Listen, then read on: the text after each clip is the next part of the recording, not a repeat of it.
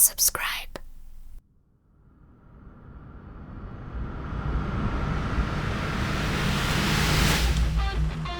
The Angry Ops Guy Podcast.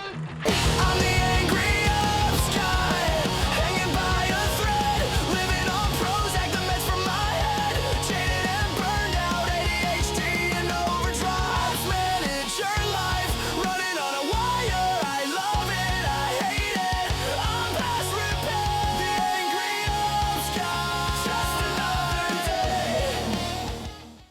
We're back. Ops Mike here, and it's bonus episode time. And when bonus episode time means is Emily Lundy's back, our producer extraordinaire. She's got her own podcast episode with us, and now she's back because I yelled at her on a Saturday morning to get on with me and record, even though she doesn't want to and she doesn't get paid. So she is back. Em, how are you? Hi, I'm good. I'm tired, Hi. but there's no one else I'd wake up at this hour for on a Saturday morning. Well, just to be clear, we're not recording at 6 o'clock in the morning Alberta time. It is actually 9:30 a.m. over there, and you are an adult, so you should be up and navigating life. But what were you doing last night, Em, that resulted in you being exhausted? I had a crazy night in of reading my book. How amazing is that? Like it is. It's like there is a Friday night where you want to go out and, quote unquote, put your hair down or go have a drink or a nice dinner or whatever. And then there's just like the Friday night where you're like, work is over and I want to do nothing. Yeah, it's true. Writing a book, that's Jack. Reading books, which I used to be a huge reader. Ironically, to anybody who knows me, I really was an avid reader growing up. And then when I moved into the digital space, it kind of changed, which I'm still reading. I'm just not reading novel form. But when I was in the Dominican Republic, no matter when this drops, I actually read a full book, and it was so enjoyable. What did you It's read just, there? I read a book called L.A. Confidential by James Elroy. Okay, yeah. Have you know the movie from the 90s? Yeah. I love that 50s, 50s, 60s, 40s, 50s, 60s, like LA cop corruption, seedy Hollywood or whatever. So I've watched the movie once and enjoyed it, but I bought the book and I was just looking for something randomly to bring. And then you're sitting there going like, I hope I'm going to be able to get into it. And I got into it. I was hooked. So there's like 3 other ones in his LA quartet, as he calls it. And I ordered another one and I haven't even touched it yet because I'm not on a beach. But, there's something about flipping pages, that compared to digital, like tablet reading or even digital reading on screens, because I do a lot of reading all day, obviously. But there's something about watching progress in a novel of where you are and getting hooked into it. And when you can, I don't know how long you read last night, but you can get into a book for an hour, 2 hours, or whatever else. It is, it's very calming. Agreed. And then, falling asleep on a Friday early is not a bad thing either. No, it is not. No, it is not. All right. Well, I had such a great time with you with our full episode, which will be released before, obviously, this bonus episode. We talked so much stuff there, but we're going to shift gears here. And the fun part about this is I have no idea what you have in store because I'm the one that always has to think off the top of my feet for guests and topics and stuff. And you're like, no, Mike, this is my show. So, what are we talking about today, Emily? I feel like today's sort of intro that we've just done accidentally on purpose is a nice segue to what we're going to talk about today, because we're going to do Digital Puppet from your album, which is a very emotionally charged song, but I feel like you're coming off of a period of being able to rest and recharge, which is also a song on the album, Recharge. But hopefully you can look back at this song with, I guess, more rested eyes is the best way for me to put it, because it seems like you went through a lot last year. You're still going through a few different things over there, I know, but we don't need to unpack that today unless you'd like to. I'm hoping you can kick us off by telling us when you wrote this song. Sure. There's always something going on because I'm in ops. Let's not kid ourselves. So I wrote Digital Puppet.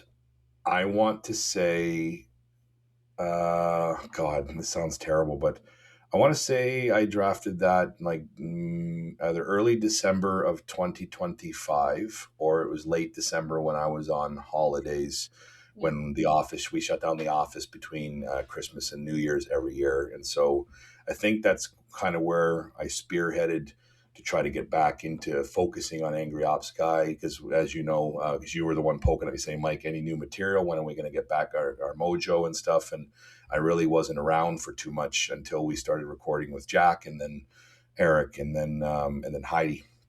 And then we Yeah. started really get going. So I put the songs away for a little bit. I put the podcast new episode recordings away for a little bit, just because, like you said, it was a very tough year for many reasons last year. And I've kind of learned for, I guess, my own therapy, as I try to say, that making these not only keeps me smart with AI and how I'm trying to figure things out, but just as a way to release some of those thoughts in a way that you kind of encapsulate them into something creative. Interesting that you reflect that there's a lot of emotion in it. Another song that we'll talk about another day that I just released called Anchor, which I do truly think is like the best one I've made to date for many reasons. I actually sent that one to my mother, and my mom doesn't know the difference between like an AI generated song and my podcast, but she listened to it, and I gave her the lyrics as well. And my mom and I are a lot alike, and um, she says to me, she goes, I listened to that podcast thing you sent over. I'm like, Mom, it's a song. It's not a podcast, but that's the first symbol of thank you for your support and following. She's like, Jesus Christ, Mom. God, I love her. But she said, I listened to it first because my mom doesn't like pop punk rock. She probably thinks it's noise. But she's like, then I listened to it again and followed the lyrics. And she goes, and my mom, knowing me probably better than anybody because she's my mother, she goes, I really get a sense of where you're at in life and what you're thinking and what you're feeling. And that was such an interesting perspective, hearing from someone as close to me as my mother, who cares about me and whatever and so forth, is how she could see what I was actually trying to say in the lyrics. And I think, ironically, you're kind of the same way. You don't look at the songs like, hey, Mike, that's a banger, and I'm rocking out to it doing spin class. But you'll come back to me saying, like, I actually want to dig into the lyrics because I think that's how you also better understand me. Yeah. And I replied to my mom. I know the question is more about Digital Puppet, but I replied to my mom and said to her, it's probably the one way I have found to show the vulnerable side of me as far as I'm willing to give it to people. And she got it right away. So that was just so kind of interesting and solidifying that, yeah, I do stupid attacks in them and I bring other things in them and so forth. But I also kind of identified with that reflection of my mother. It's like, I'm basically talking to myself in my songs. It's my inner child or my inner Mike basically yelling at myself at whatever frustration I'm facing in the day. So maybe that's the purpose of them now, is to be creative, but to have an outlet and to um, remind myself of that I got to keep going. So back to your thing, Digital Puppet, towards the end of last year. And yeah, it was a difficult year, and I'm really proud of that song because I did get a sound that I wanted out of it. And I am the digital puppet. And that's how I feel most days, that somebody's either got their fist up my yin yang, or they're playing the strings and I'm the puppet. So is that to give you enough to go in whatever direction you want? Sure. I was just going to ask you if you could elaborate on some of the challenges, as obviously with whatever you're willing to share, but some of the challenges that you went through, maybe in ops last year or just in general. What kind of led you to writing that song specifically? The two biggest components of that song approach is, number one, it was a very difficult year at the agency, and the biggest difficulty of what I mean that for context is staffing. Our agency has been one that proudly has been able to retain employees for long durations. Numerous. I'm the eldest tenured employee now. It's almost 17 years and 15 days. In 15 days, that's my anniversary. I got Lenny, my PM and right hand man. He's been 15 years. A couple other people in the agency, 10 and 8 years, and another gentleman at 5 years, another gentleman at 2 years. So again, the tenure has always been steady, and you get comfortable with that, and that's what you know. And then we just had like this tornado, if you want, or compounded kind of thing of one key gentleman chose to put in his resignation, which was a big shock, but ultimately, he was looking for the next step in his career and moving up the ladder and what he wanted to do for his family. And I respect that. But that was the first kind of domino that fell. And then, you work to hire somebody to replace that hole in operational fulfillment. And then another person in that department chose to resign a month or two after to pursue something else. So there's another domino that falls. And then the person that we hired to replace the first person chooses to resign after a very short amount of time. I, again, found an opportunity, quote unquote, they couldn't refuse. So, you don't get to build much of a relationship with them. And then another gentleman gets hired. So we haven't had 4 people in and out of the agency in 5 years. Mm-hmm. And then we have 4 in and out within literally 6 months. And for any ops leader, that's extremely hard. Your partner in crime in Alberta, which you just mentioned, we were talking offline, you got a chance to sit down and have a coffee and a spin class with Christina. And now that you aren't working directly together every day in CIPR, but Christina will tell you that, tenfold. It's like the fucking revolving door of staff is the hardest thing on operational fulfillment because it harms client retention, client confidence in the person that they're engaging and build a relationship with. And ops leaders, we want stability because, we've got to be able to trust people to be the lieutenants to get it out and to do it. And, it's very hard to bring somebody new in, especially in small agency life, because we do wear 7 or 8 hats. And again, kind of fractured me to a core a little bit because what I do when those things happen, unfortunately, because I'm I can be reactionary and emotional, and I get into kind of go mode. It's like, I got to fix it. I got to solve it. I've got to be on everything. I forfeited my holidays twice because I felt it was in the best interest of the agency, because who's going to fill that gap with important accounts until we could stabilize? And then what happens, like I've said to you and Christina before, then I start to really burn out because I'm working way too much and it's not because my ownership said to, it's me. And, I think that song reflects that, it's not the right way to do it. And even when I came and saw you and Christina in Alberta in July, I wasn't my best self because I had problems going on, and it's 6-7 months in the year, and I haven't taken any time off because I'm dumb. And and then the second stretch of the year, which that song is really about, is extremely hard to get to the finish line because I understand as a 40-year-old man now that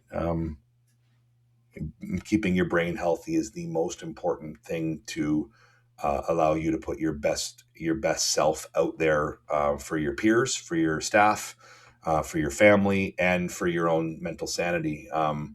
Because when you're mentally tired, and whatever that means to anybody listening, and we talked this about you and your reflections post agency life, and how the first thing you said when you kind of said, my first reflection was how much mentally healthier I am now. And that wasn't because of the agency.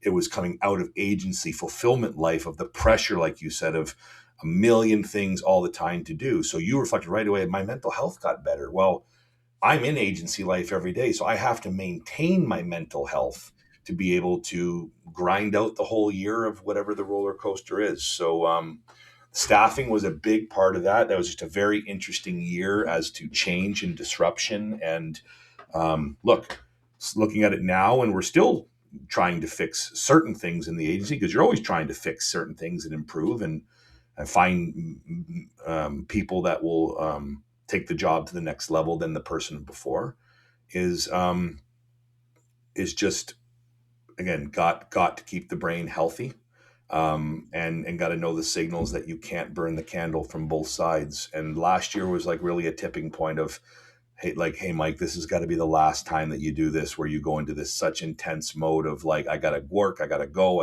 it doesn't matter, I can keep going.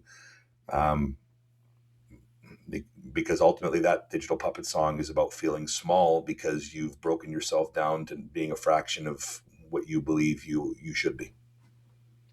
Yeah, a couple different things there. I guess I'll go on the staffing side first. Um, you and Christina talked a lot about in some of your earlier episodes about, the challenges with staffing, with retention, with, even things like promotions and things like that, making sure people are in the right seats on the bus. Yeah. But in terms of this period of high turnover, which I can imagine is very stressful, was there anything that you learned? Um, like the saying that you've heard from really successful people that try to share wisdom. I heard this from Tom Hanks on a actors table where they had some of the best actors of our generation talking, and he says, "This too shall pass." Hmm.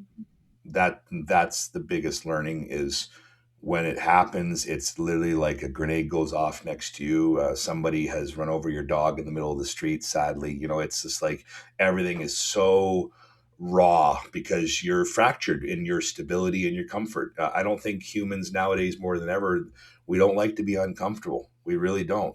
I don't. I've always been like that, as I don't like to be uncomfortable. So you make me uncomfortable, and that fight or flight approach kicks in, and then your mind just spirals into a million questions and what am I going to do and what's going to happen, and guess what, if that's kind of started in mid-June, so let's say another 6 months. Now we're recording here 2.5 months into 2026. So we are 8-9 months past, and guess what, agency's still here, I'm still here, core team is still here, majority of the clients are still here other than the ones that choose to make their own decisions. So we keep moving, and me and my Peter have kind of a saying that's just like, let's keep moving, got to keep moving, because he'll know that I'm spiraling, or he'll be spiraling because he has his own stress and pressures of how to take care of the company. And I'll say to him, hey, let's keep moving forward, because you have to. We try to solve everything that hasn't happened yet, and I have a very wandering mind, that. And so you stay in the moment, stay present. Did you get enough done today? And truly, tomorrow will be here tomorrow, and we'll solve tomorrow's problems there. And if there was problems yesterday, then they're yesterday's problems. So just really about trying to be present and just realizing that you cannot control everything, because I am a control freak, like most ops leaders. You cannot control everything. And I'm still learning it, but I really believe in those moments of darkness, if you want to call it, not to be dramatic. That's where you grow, right? You grow through challenges, you grow through stress, you grow through problems. And hopefully that will make me a better ops leader moving forward, because the more you deal with challenges, the better coping and problem solving skills you have to solve them. Yeah.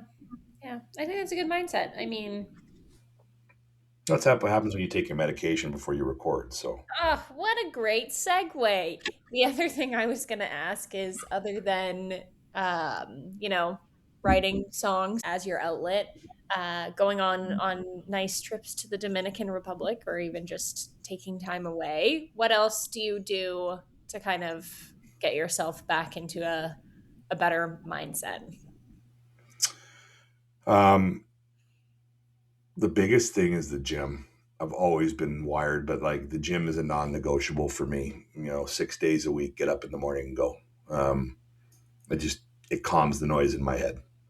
That's the best way to put it. It's I was literally talking to somebody this morning. I was there, and it's just saying like, why do we do this every morning? And I said to him, because I sometimes walk out of the gym out in the morning, and I'm just like, nothing else can hurt me today, because I just mentally talked myself through pushing my body harder than any client will, or any family situation will, or whatever else. So it's, look, the brain drives the body. So that's a big one for me. And look, I've always kind of belittled and made jokes about these songs, because I don't believe anybody cares, and that's okay. I'm not looking for anybody to care and say you're amazing, but you hit on something. This kind of fun, creative initiative has allowed me an outlet to find a way to process my thoughts. And that's why, like I said in other bonus episodes, when you were kind enough to come on for chasing deadlines and waste of time and everything else, is I work really hard at the lyrical side of it, so that, again, like I said about my mother, a woman who is close to 70 years old, a woman, for example, and a friend who chooses to listen to them at a completely different age bracket, but like two people can identify, for example, and say like, yeah, that's you, or I understand what you're saying without saying it, which I think is the beauty of lyrical structure. If the person does have passion to actually express themselves in words, it, is the sound's got to get you jumping.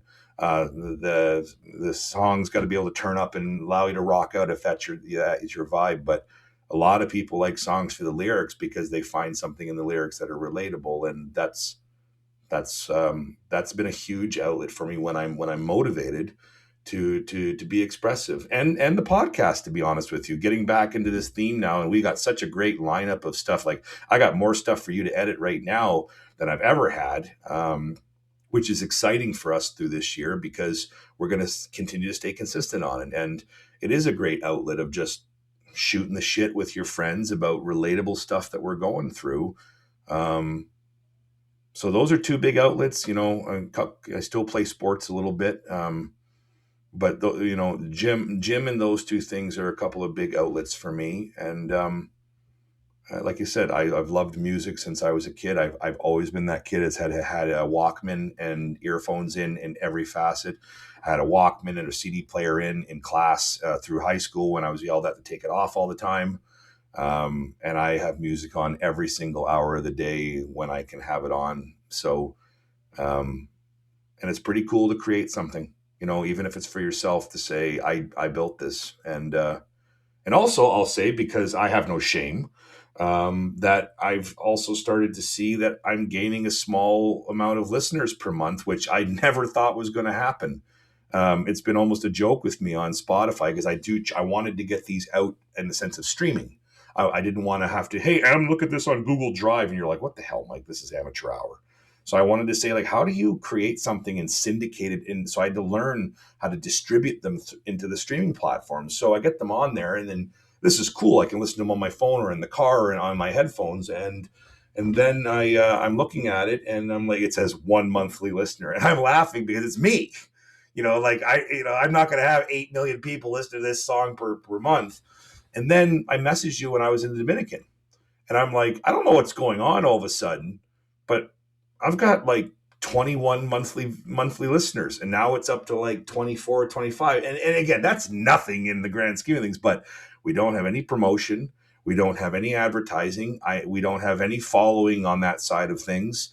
But, between my efforts to post some of them out now more confidently than the joke of like, here's my Ops songs, and trying to tie them more to the overall Angry Ops Guy brand that you and I are building. What a nice surprise, because that's very humbling. Somebody wants to follow it, to listen to it, because, and that's kind of the affirmation that, you didn't produce something just stupid. It compelled somebody enough, a friend, a colleague, a WSI person, a family member, to say, you know what? When he drops something new, I want to listen to it. So, it's just very validating in that regard, because I put a lot of effort into it. You did talk a little bit about lyrics. So there was one in here that I wanted, I guess I just wanted you to sort of elaborate a little bit because of the way you've written it. You say screens flash a few times. Explain that a little bit more, because like obviously you and I in the digital marketing space, we work on screens all the time, but why screens flash? Why did you frame it that way? The concept, it's not actually too deep. That terminology, the screens flash, is just more about, the screen, especially again, digital marketing, or people that are on screens all day. We've gotten ourselves to the point where this bigger and bigger screens. Like right now sitting talking to you, I have two 32-inch monitors. Like, that's a lot of screen real estate. And you think that with with bigger screens, you're like, look at all this space. I'm going to be able to be more efficient and stuff. It just adds more noise. Like that's the first thing I learned with my setup. And then I had to redo my setup from a focal point. It's just, there's two, if there was 15 tiles open, there's now 30 tiles open. And just screens flash, MS Teams is popping up over here. Emails are popping up over there. WhatsApp's popping up over here because WhatsApp's now become almost like my instant messenger. That's how we talk, when you're not at work is literally through the desktop app of WhatsApp. So I can talk to you almost in real time. So screens, and also just, it's the bouncing back and forth between a million screens. So that's the kind of concept of screens flash, because that becomes a very mentally draining thing for anyone in agency life or operations on the screen, because you think you're being productive. And I see this with my staff all the time. Sorry, our staff, not my staff, our staff. And they'll like, can I show you something on the screen? No problem. And they pull it up and they're like, Firefox browser's open and they have 42 tabs open. They can't find anything. And I'm like, this is like, for someone like me who has ADHD, this is like, because it's like, it's sensory overload. And then also me, because I'm technical, I'm like, that's exhausting your browser memory and you wonder why your computer is slow and everything else. So it's like, again, we've gotten bigger with everything, but there's just too much. And that allows, again, a lot of just eye strain and mental fatigue for us through the day. And then you know how it is, because you've been on a screen a long time. You're just like, why am I so goddamn tired when I leave work? It's because it's just glued to the screen nowadays. And we're very much remote, or you're hybrid or whatever else. Like it's a remote style. And so you stare at a screen for 8 or 10 hours. You're not in a boardroom. You're not in the production room. You're not at your own desk. You're not going out for a cigarette if that's your thing. You're not going out for lunch. It's just eat at your desk and stare at a screen for 12 hours. And again, just wonder why people are so mentally gassed at the end of the day. So that's kind of where that came from. Fair. Yeah, I feel like coming back to reading, what I've been trying to do on my lunch break at work is actually just read a physical book so that I'm not staring at Instagram or looking at LinkedIn or whatever on a screen, so that I can just take a break that way. Amazing how just, again, changing almost your brain wiring to slow down and focus on something, even if you read 10 pages, but it takes your brain away from that focus. Like, or just just taking a proper lunch break. Good on you for reading, but like taking 30 minutes, I'm going to go away from my screens. I'm going to go eat. I'm going to go to the bathroom. I'm going to go for a walk if you have a dog. And it's amazing when you come back to your screens, how much more focused and calm you are to come back for like round 2 of the afternoon versus thinking, I'm just going to push through. Again, we think we're operationally efficient and we're not. And I'm sure you've been doing some reading, because we had a great chat, you and I, about AI, but people are saying like the amount of interpretation and engagement with the AI tools, whether it's conversational or prompting or getting it to execute, whether it's typing or vocal, people are exhausted because they're saying that the mental energy because again, you're trying to communicate in real time with technology. Like if me and you talked here for 6 hours, we would be tired because your brain would just be so mentally like, wow, we've really been stimulated to kind of think on our feet. It's the same thing with AI. So again, like you got to find that even more, that work-life balance of just disconnecting. So interesting that, you and I both came to reading as a really graceful or peaceful kind of outlet to take a step away and kind of calm your nervous system and clear the noise in your head so you can go back and kick ass. Yeah, absolutely. The remote work through lunch trap is a real thing. So if you are a remote worker in marketing or otherwise, take your lunch break. You deserve Your lunch break from someone who has not taken their lunch break for like 15 years, thinking it was always a smart one. You're going to start gaining dishes and mugs on your desk that then stay there across the week, and you wonder why you look like you're the next episode of Hoarders. My wife has a big problem. She's like, "You're a fucking slob," and I'm like, "I'm sorry." So like, respect your desk. It's amazing too when your desk is clean and tidy. Again, sensory overload. Like right now, my desk, I'm so glad you can't see it because it's disgusting, but I will clean it up today. It doesn't have dishes, by the way. but it's papers and receipts and a book and 2 computers and pill bottles and everything else. But you wonder why I've been a little scatterbrained, for example, last couple of days. So organize your desk, organize your workspace, keep it clean. It's actually going to help your efficiency. It sounds so silly, but it's the truth. Clean desk, more productive, more focused on the task, and no different than we all dump 300 files on our desktop screens now because versus folder structure. Purge that once a week. Keep your screens clear. Less noise allows you to work better. I cleaned up my desktop the other day. It felt so good. 10 out of Does it 10. does it's like that's therapy in its own way, Yeah. because you spend a ton of time at your station. Yeah. So I completely agree. So you take your lunch, but take your lunch. You deserve a lunch. Take your lunch and get it away from your desk and even the office or the agency or your office at home that you can. Go for a walk for 20 minutes out of that 30. Get some steps in. Go take your dog for a walk and watch them just have the time of their life sniffing everything that they can. Like it's just again, got to break up the slog of just go go go. Absolutely. Okay, we got time for one more. This is going to be the hardest question, or maybe it won't be. I don't know. You end the song Digital Puppet with the line, "I swear this year almost broke me." Do you feel like you've come back from that? Do you feel like the, I don't know, the journey was worth the learnings? The journey is always worth the learnings. It's just a matter of when they click to allow you to be present to identify that you learned something. Because again, when you're in the, I call it, when you're in the trenches, you're just trying to survive. Yeah. And I have a nervous system that I know and I can feel that is really in fight or flight a lot. I don't know if I said this to somebody else on a recording, and if I did, I apologize. But I went to regional meetings last September, and I was a fraction of the person I want to put out, especially in front of my WSI family. I felt very uncomfortable and didn't know where my place was, and a little bit quiet. And then because I don't get to see one of my best friends, Denise Bowen, more than once or twice a year, she comes up from Boston into the regionals in Canada, and I'm excited to see her and my kind of close crew. And we always sit next to each other as a way to spend some time together through the education learning.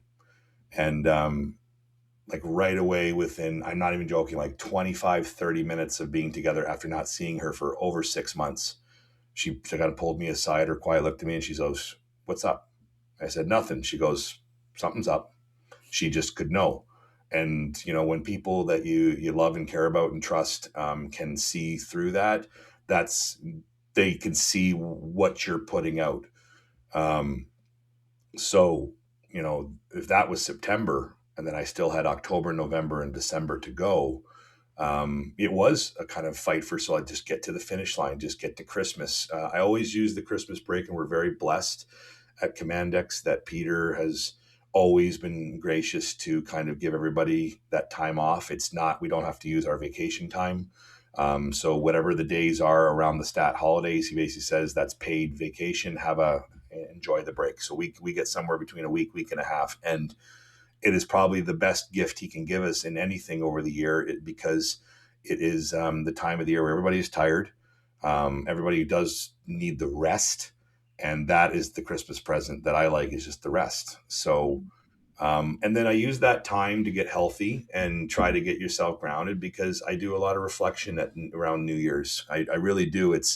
I probably generate a list of too many things I want to conquer the next year, which are unrealistic. But I said to myself after, like I said, this difficult year for various reasons, personal and professional, even though we're focusing on the professional one, and just what did you do wrong, Mike? How did you handle this? And because I'm sitting there going like, I don't know how long I can keep this up. That's not a good feeling. And also when it says this year almost broke me, well, I talk, here's some vulnerability that you can cut out, which you won't. When something happened at the agency with another resignation or other pressure, and I was really at my limit of how much more can I take? I sent a voice note to Jack, because Jack is, again, one if not my best friend in digital marketing, and he's an ally and a mentor and a friend, and we are vulnerable with each other as much as we're mean to each other. And I messaged him, and I just, like, I broke down. Like, I was just kind of like, I'm calling you just to let you know what's going on, and I'm not in a good place, and you just got to get it out and whatever. And I said what I had to say. And I remember I was in a parking lot before a dentist appointment, and I left him the note. And like, I broke down in my car, and I'm a fucking 40-year-old grown man, and I just had a moment, just overwhelmed by emotion of just pressure and stress and, noise and everything else. And that was the moment that lyric comes from. Is it's just like, there's my breaking point. My ops Mike is not invincible, even though I try to be. And here's my armor, but it's like the reality that I am human. And I had to go. I had to go reach. I reached out to my doctor, and I reached out to psychotherapists that I go to for therapy. And shout out to anybody. There's nothing wrong with therapy. I think it's the greatest form to. Again, my ops songs are my new form of psychotherapy. They'll just allow you to get it off your chest. You don't have to solve anything. You just got to get it out. So I looked at that toolkit, and I had to get some meds adjusted. I had to get some talking through of stuff. I had to get some sleep, and progressively work to just come out of that tunnel. So build an action plan for January, saying the non-negotiable this year is to look at it through a more objective lens. You cannot solve everything when problems happen, even though you think you're a fixer. And you need to take better care of yourself, because also people aren't going to be compassionate if you go through the same struggles every year, because then they're just going to see a pen. They're going to say, well, like my wife is a very objective. She's not mean, but she's that kick in the ass I need. And it's kind of like, she's like my mother. She's like, okay, well, what are you going to do about it? She goes, I care about you, but what are you going to do about it? Mm. And nobody wants to hear that in the moment of vulnerability and weakness, because you want that person to, it's okay, it's okay, whatever. But it's like, what are you going to do about it? And once you calm down of like the, why are you attacking me, which they're not, it's like, yeah, what the hell, what the fuck are you going to do about it, Mike? Yeah. Figure it out. You control how the ship moves, and the ship is me. So, and I know we're going to wrap up soon because these are bonus episodes, but you've asked me questions, and I would like to ask you one. Like, is that what you felt leaving agency life? Because what I said in our episode, you took some very calculated PTO. It was about 2 months, I think, roughly, right? 2 months or so that you took PTO, where you're like, I'm not going to work. I need to figure myself out. You had to change where you were living. There was a, with you, where your living situation was. So you had to figure that out. You're coming out of your existing career, and how you realize, I've got to get out of this and do something that's different for me and what I need now versus Emily before. But was that kind of what you felt as well? It's just like, figure it out, Emily. Like, you've got to ground yourself so that you can be the Emily that people like. Or am I completely wrong? I just love to ask you that question, because it's such a topic that doesn't get talked about a lot, right? We always I use the moniker that ops sucks and ops a grind and everything, because it's relatable to people. But the real is people are mentally crumbling under the pressures of today's digital workforce. I do feel like because I was going to say, this is not the first time that something like this has happened. So I do feel like when I won't make a decision, the universe will make one for me. And Well said. so I feel like I was in this for a number of reasons that we do not have time to get into all of them, but for a number of reasons, I wasn't ready to leave this job. I wasn't, I didn't want to go through the whole hassle of trying to find a new place to live, but I wasn't happy where I was. There were a few other things that just like, I consciously did not like them, but I didn't want to leave them behind, because I think as a human being, we all struggle with change to a certain degree. And then there's obviously a lot of work that goes into having to change your life. But I really wasn't doing well. And so I feel like the universe just like slammed the reset button, which kind of forced me to go find a new job, figure out what I wanted to do, leave the place that I was living, and figure that out as well. And none of that came without incredible levels of stress and anxiety, but it was also very freeing because it was like, okay, you're not, I was making myself stuck, but it was like, you're not stuck anymore. In fact, you have to figure something else out because those are no longer Well an said. option for you. And also, and I remember because me and you just listened to the episode that will be dropping today or tomorrow with you. As I said, like I could see how much you've grown in the last 6 to 8 months. As I said it, like as a woman, as a person, and as a lady back injected in business in the sales side, which is where you were seeing yourself going. But you asked me earlier is like what did you learn out of that? What you learned out of that is you can do that. You had to basically pack up your life and relocate within inside Calgary. Changing Really? jobs again, talk about being uncomfortable, unfamiliarity of like, am I going to be accepted in my next place? So look at the Emily of 2026 versus the Emily of 2025. So exactly, whether it's the universe or whether it's you slapping yourself upside the head, um, it's gonna it's going to pass. Mm. You're going to figure it out. Um, and I think a really important statement here, despite all the sarcastic humor, is ask for help. Yeah. Lean on your key friends, lean on your family. And it's okay to say you are suffering or you're in a bad spot. I'm almost getting emotional saying it just because it brings back thoughts. But it's like it is okay to ask for help. Um, Coming from the guy who always thinks that he has to have the biggest shoulders and pain is weakness and vulnerability and weakness and being able to admit it, share it, reflect on it, and ask for support is actually growth. And I'm a big advocate of that now, and I'm more comfortable as a more middle-aged man to share that with the WSI community and others because I don't want people to go through the same mistakes I put myself through. And that's why you and I are doing these initiatives with insights. And why are you doing this crap? Is because I really think it's a way to help people. And I want to say one more thing before I want to ask you another question. We'll wrap up because it's your Saturday. Is I was on a WSI call. They did something fun where they tried to do almost like a speed dating concept. And the idea was to warm up the different franchises before the convention in June, so that more people would be comfortable because there's a lot of new people and it's great for the ecosystem. But you can imagine how daunting that is to go to a all inclusive and then you see the old guard where these people love each other and they're like hi. So they were doing virtual speed dating. And there's a very nice man. His name is Chris Nicolini. He's a newer IC that the gentleman said he just started like November or December. I could be wrong. Forgive me. But I had a nice one-on-one. And I've met Chris in another engagement very quickly for like 7 minutes on screen to say, hi, who are you? And first thing he said, he says, I really appreciate and love your podcast. And I was like, really? And because again, I make jokes on here. Christina makes jokes. Nobody listens. They do.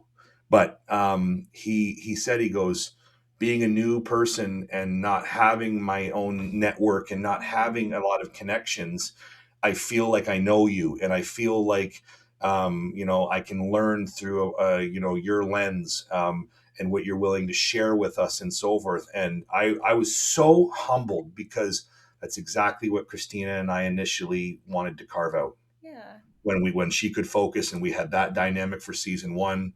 And now how I've taken it with guests and so forth in season two with my own focus is it's meant to pay it forward to help people. It's meant to be funny. It's meant to be humorous. I'll fall on my sword, but it's really meant to help people get their footing in digital marketing on the things that matter. And again, maybe next time I have you on as a full guest, and I would love to in upcoming months, maybe we'll talk about stop with she's like pushing her hair back like, oh, I'll be there because I'm vain. I mean, Emily loves attention if nobody knows. So if you ever want Em on your good side, bat your eyes at her, give her a compliment, send her a little bit of e-transfer money. Oh my God. Oh You yeah. don't have to send me money, but I do like attention. What the last thing I want to ask you, just because it always amuses me on how people objectively listen to it or read it, is what's your favorite lyric or verse out of that song? Do you want the honest answer? Yes. No, I want you to lie to me like most women do in my life. Oh God. Jesus. Um, I mean, I really like stress plus snacks makes me fat. Yeah. That's relatable. It's a relatable post. Coming from you, who's like a beanpole. I tell you, there's been a lot of stress. This was supposed to be an immediate question and answer, so this Ah, is what backfired on me.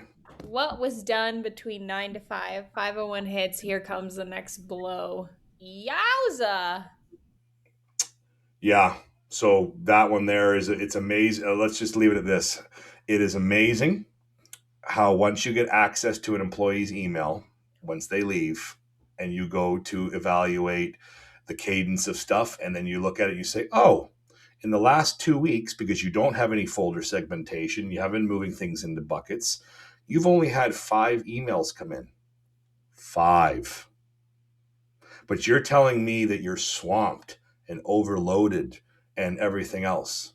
So, yeah, that's what that comes from. So, what were you doing between 9 to 5? Because I got access to your email and it doesn't tell me how busy you actually were. So, that's where that one comes from. And then, obviously, the next blow at 5 o'clock is there's a theme that people like to send resignation notices at 4:55 or 5:15. So I get to the end of the day, I'm like, perfect. What a great Monday. I'll talk to you tomorrow. Hello, I'd like to advise you that it's been really great working for your agency, but I'm going to put in my 2 weeks. And then it's no. And then you hear, and that's the fist being inserted into the digital puppet. And here we go. Yeah. So on that note, my favorite verse in that is, everyone's tired of my voice. The blank stares and whatever it is. Read it for me because I'm butchering it, but it's later on in the song. Ah, yes. Everyone's tired of my voice, the webcam smile, the forced I'm fine. Digital burnout through my spine. That's my favorite. I just that really echoes my own reflection of myself, of just, you get to the point where you're like, the clients are tired of me, my staff is tired of me, I'm putting on a face on camera and telling you I'm fine. I'm really not. I'm anxious, I'm jittery, I'm just trying to hold it together. And then digital burnout through my spine is my nervous system's completely taxed to the top right of the box, and I've got to figure out how to bring it back to zero, because otherwise, what am I? Deep. All right, we got to get out of here because this is supposed to be a bonus episode, and I just looked at the clock, and Emily's not going to be happy that I kept her for almost an hour. So there is there are more songs coming if you enjoy listening to them. I'm on a roll right now doing some new ones. So Digital Puppet is available on all major music streaming platforms under Ops-285, my moniker punk pop band. I also released a really cool one in just the last week or two that I wrote when I was on holidays. I'm on the beach and I was creating lyrics. So it's called Anchor, and Emily and I were talking at the beginning of this, saying I honestly think it's the best one I've done yet in the sense of themes and energy and lyrical approach. It's very different because I usually talk about the rage and the burnout and the frustration of clients. That one is very from within, kind of self-reflection and emotions of me. So that one I hope people will enjoy. And Emily knows this briefly because I sent her something to listen to and such. But I got another one coming out called The Shit Show Supervisor. And before you're like, well, that's vulgar, Mike, and what the hell? So Peter, on my 15-year anniversary with Commandex, he got me a present, which was very gracious. He got me a beautiful watch as a milestone, but he also got me, I'm putting it up for Emily to see, but he got me a coffee mug. And the coffee mug says "Shit Show Supervisor," a problem-solving expert who fixes issues that no one else can figure out, a person whose job is to organize the chaos that is created on a daily basis. Also see Miracle Worker Superhero. And I popped. So it sits on my desk every day. And I chose to write a song about it. And it's more fun and attackful and everything else. So a couple new ones coming out. I'll keep doing them because it's great therapy. And I appreciate the people that are listening and following, and give me some feedback as I drop them out. But Angry Ops Guy _WSI on YouTube, Instagram. What else are we on? LinkedIn. And also, I mentioned in the last recording that she hasn't listened to yet. Angry Ops Guy website's coming. So building the brand a little bit more as just a home base to help people with digital marketing talk. And appreciate everybody that listens and sees value in this. But most importantly, Em, I appreciate you, because without you, this podcast doesn't get produced and doesn't get cleaned up to sound remotely intelligent. And you are my podcast producer wizard. So, like I said, probably the next bonus episode we'll talk about Alberta's Coming, because that one's fun, and we'll go like through all the lyrics because it's all relatable to you and to Christina. Emily curates my playlist. She builds the brand. Super cool. What is it? Builds the brand. Too cool for losers. Super kind to me. Wall art queen, cool and composed. So clean up my shit so I won't get exposed. Hell yeah. Hell yeah, brother. Emily. Thank you, Mike. I appreciate you, lady. Thanks for coming on and talking some shit with me. We'll catch you on the flip side, all right? You betcha. Appreciate you. Appreciate you. Bye. Bye.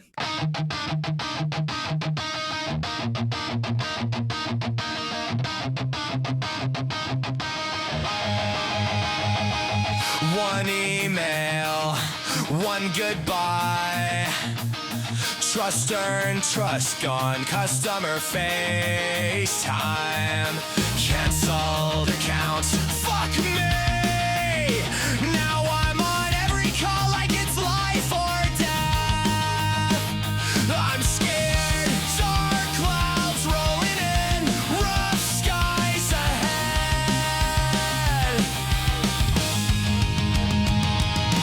Fight or flight on overdrive. More pills make me clear.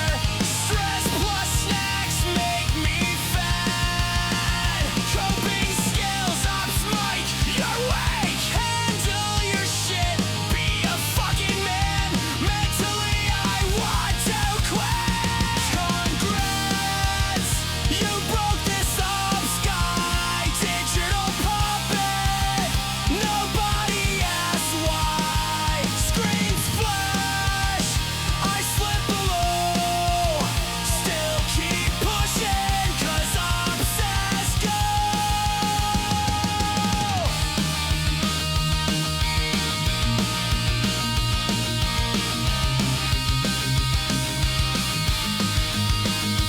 Finding things in your email. What was done between 9 to 5? 501 hits. Here comes the next blow. My 2 weeks notice. Oh boy, here we go. Just breathe, that's what they say. Calm down, same shit every day. It's only work, it'll still be here tomorrow. Let it go, like that fixes anything. Everyone's tired of my voice. The webcam smile, the forced I'm fine. Digital burnout through no. Congrats, you broke this ops guy. Digital puppet, nobody asked why. Screens flash, I slip below. Still keep pushing, 'cause ops says go.